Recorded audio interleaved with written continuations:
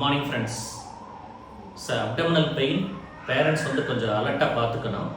Any babies having abdominal pain more then 6 hours duration கண்டினியூஸாக பாப்பா அழுதுகிட்டே இருக்குன்னா இமிடியேட்டாக நம்ம அதுக்குண்டான அட்டென்ஷன் கொடுக்கணும், டாக்டர்ஸை பார்க்கணும்.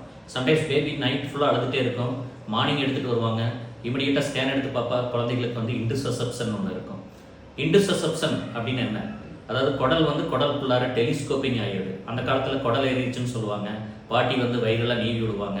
ஸோ இப்போ இன்டர்செப்ஷன் வந்துருச்சுன்னா இமிடியேட்டாக ஸ்கேன் எடுத்து பார்த்துட்டோம்னா நம்ம உடனே அல்ட்ராசவுண்ட் கைடட் ஹைட்ரோஸ்டாட்டிக் ரிடக்ஷன் பண்ணிடலாம்.